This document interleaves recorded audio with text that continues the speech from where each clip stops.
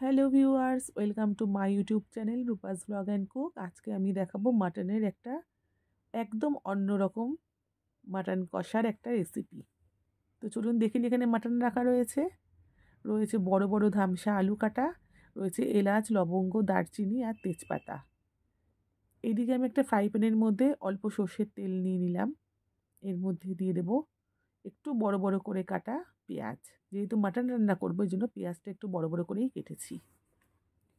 আর এর মধ্যে দিয়ে দেবো আমি কারি পাতা।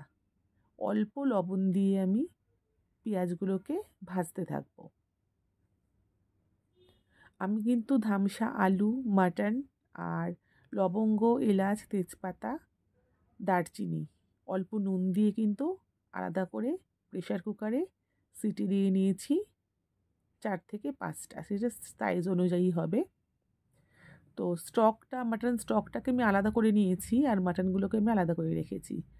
আর মাটনের মধ্যে আমি আলুগুলো দিয়ে দিয়েছিলাম। আলুগুলো কিন্তু বেশ বড় ছিল, আর যেহেতু এখন শীতের আলু ওর জন্য একটু শক্ত হয়ে যায়, তার জন্য আমি একসাথে সিটি মেরে নিয়েছি। মাটনের সাথে কোনো অসুবিধা হয়নি, আলুগুলো কিন্তু গলবে না একদম। তো আমি আলুটাকেও কিন্তু আলাদা করে রেখেছি। তো ভালো করে ভাজা হয়ে গেছে পেঁয়াজগুলো। এবার আমি এর মধ্যে দিয়ে দেবো পেঁয়াজ বাটা। পেঁয়াজ বাটাটা দিয়ে আমি ভালো করে ভেজে নেব। পেঁয়াজ থেকে যেহেতু জল বেরিয়ে আসে, এর জন্য একটু ভালো করে কষাতে হবে।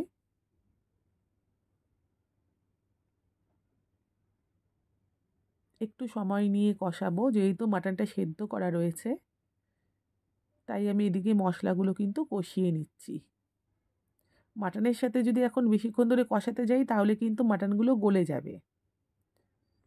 তো বাটাটা যখন আমি ভালো করে কষিয়ে নিয়েছি, এরপরে আমি এর মধ্যে দিয়ে দিচ্ছি আদা রসুন বাটা। এখানে আদা কিন্তু 1 ইঞ্চির মতন আছে, আর তার ডাবল আছে হচ্ছে রসুন। যেহেতু মাটন, তাই রসুনটা কিন্তু একটু বেশি লাগছে এখানে আর কি। খেতে ভালো লাগবে, যেহেতু আমি মাটন কষা করছি। আর আজকে আমাকে বাড়ি থেকে সবাই বলেও দিয়েছে যেন একটু অন্য ধরনের হয় খেতে।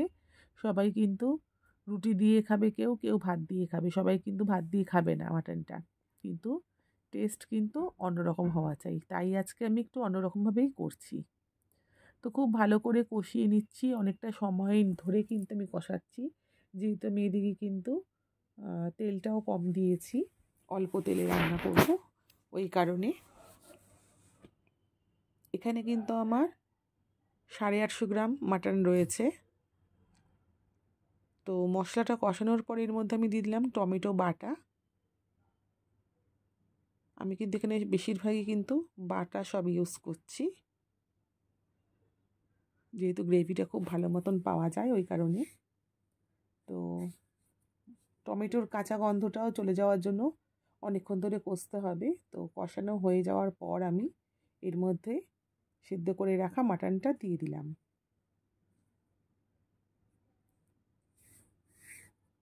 তো মাটনটা দিয়ে দেওয়ার পর আমি মাটন সমেত যে মশলাটা কষাচ্ছিলাম সব একবারে আর কি কষাতে থাকবো। তেজপাতাটা তুলে নিলাম আমি। এবার খুব ভালো করে কষাতে হবে।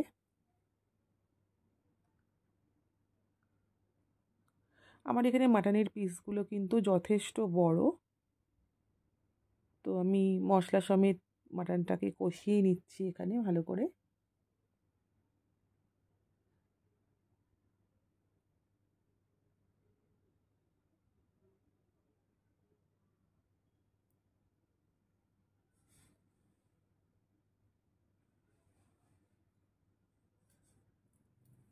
আপনাদেরকে একটা কথা বলে রাখি, এখনও পর্যন্ত আমার এই চ্যানেলটি যারা যারা সাবস্ক্রাইব করেননি, চ্যানেলটি সাবস্ক্রাইব করে দিয়ে পাশে থাকা বেল আইকনটি প্রেস করে দেবেন। তাহলে নিত্য নতুন যত রান্না সব আপনাদের কাছে পৌঁছে যাবে ভিডিওগুলো। আর এই মাটনটার মধ্যে আমি এবার হলুদ গুঁড়ো অল্প আর লঙ্কার গুঁড়ো দিয়ে দিলাম। আমাদের বাড়িতে যেহেতু সবাই স্পাইসি একটু পছন্দ করে, একটু ঝাল ঝাল খাই আমরা, ঝালটা বেশি খাই, আপনারা ঝালটা বুঝে দেবেন। আর দিয়ে দিলাম অল্প ধনের গুঁড়ো। আর এইগুলো মশলাগুলো সমেত আমি মাটনটা কষাতে থাকবো। যেহেতু তেল কম দিয়েছি, যদি মনে হয় যে না এখানে আমার একটু প্রবলেম হচ্ছে আর কি, শুকনো শুকনো হয়ে গেছে। তো আমি কি করব, আমার যে এখানে মাটন স্টকটা রাখা ছিল সেটা দিয়ে আমি কষিয়ে নেব।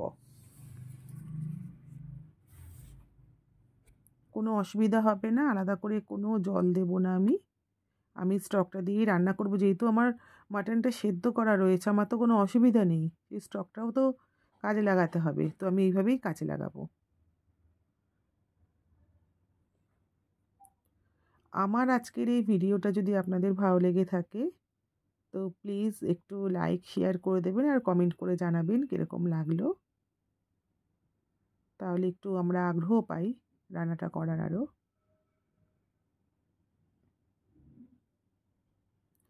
তো এখানে মাটনটা খুব ভালো করে কষছে। এদিকে আমি কি করব, যে আলুটা যে আমি রেখেছিলাম, যখন মাটনটা সেদ্ধ করেছিলাম আলুটাও তো আমি সাইড করে রেখেছিলাম। তো আমার তো মাটনের মধ্যে এবার আলুটাও দিতে হবে, তো এই কারণে আমি আলুগুলোকেও ভেজে নেব। তো এখানে মাটনটা হতে থাক। আস্তে আস্তে আমি, যেহেতু মাটনটা সেদ্ধ করা রয়েছে, বেশ মশলাটাও অনেকক্ষণ ধরে কষানো হয়ে গেছে, আমি একটু কমিয়ে দেবো আঁচটা, গ্যাসের আঁচটা কমিয়ে দেব। এখানে আস্তে আস্তে মাটনটা হতে থাক, আর ওইদিকে আমি কি করি, আলুটাকে ভেজে নিই। তো আমি একটা গ্যাসের মধ্যে আরেকটা কড়াই বসিয়ে দিচ্ছি।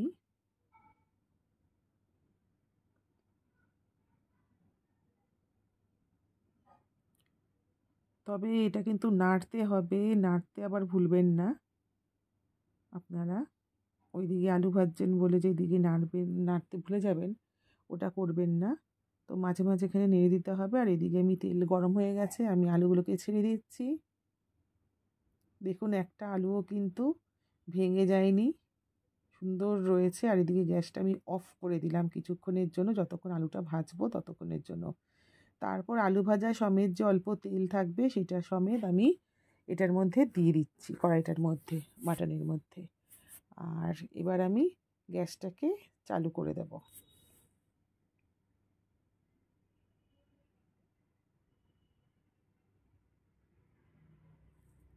মাটন সমেত এবার আলুগুলোকে আমি নাড়তে থাকবো।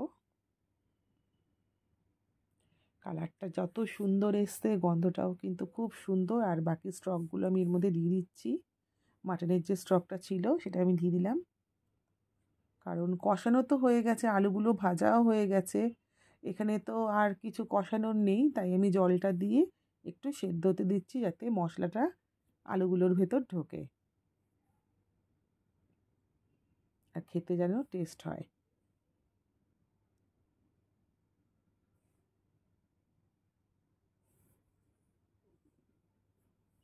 তো এটা ফুটতে থাকুক।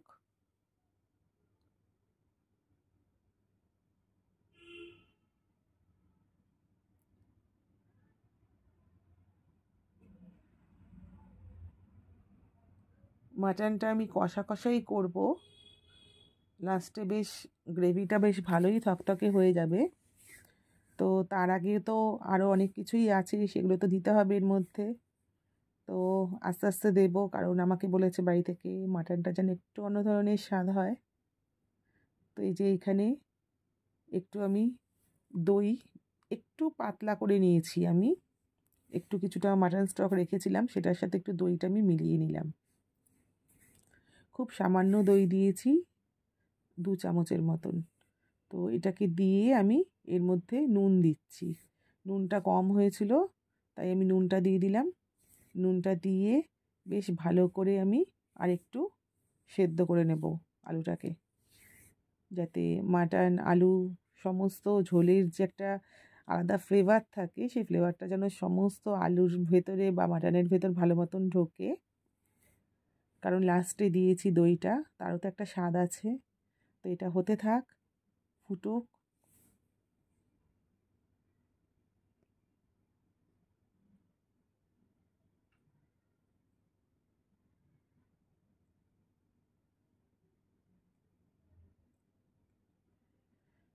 তো রান্নাটা কিন্তু প্রায় হয়ে এসছে আমার, বেশ ভালোভাবেই ফুটে গেছে।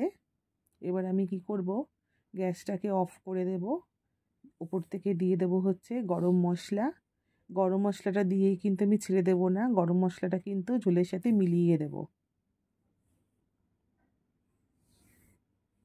যাতে সমস্ত আলু মাটন সব কিছুর ভেতরে আর যতটা গ্রেভি আছে সব কিছুর ভেতরেই যায়। এক জায়গায় যদি আমি দিয়ে রাখি শুধু মশলাটা, মানে গরম মশলাটা, সেটা কিন্তু ওই দিক হয়তো স্মেলটা চারদিকে পাওয়া যাবে, কিন্তু ওই একটা জায়গাতে একটু বেশি হয়ে যাবে, তখন তেতো তেতো লাগবে, খেতে ভালো লাগবে না। তাই আমি গরম মশলাটা মিলিয়ে দিলাম। আর হ্যাঁ, এখানে কিন্তু রান্নাটা কিন্তু শেষ হয়ে যেতে পারতো, কিন্তু না, আমি এটার মধ্যে একটু আলাদা ফ্লেভার আনার জন্য একটু আমি ওপর থেকে ছড়িয়ে দিলাম হচ্ছে কাসুরি মেথি। খুব সামান্য দিয়েছি কাসুরি মেথি, দিয়ে দিচ্ছি একটু কুচনো ধনেপাতা। আর মাটনের কিন্তু দারুণ একটা ফ্লেভার আসে যদি গোটা কাঁচা লঙ্কা যদি ওপর থেকে দিয়ে দেওয়া যায়। তো এগুলো দিয়ে আমি একটু পুরো মাটনটা একটু মিলিয়ে নেব।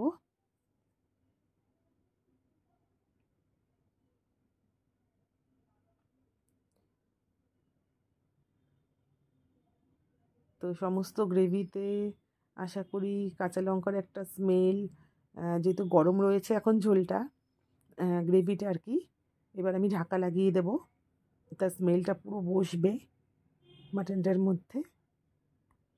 একটু ভাত নিয়ে নিয়েছি, দেখি কীরকম হয়েছে, একদম নরম তুলতুলে মাটন।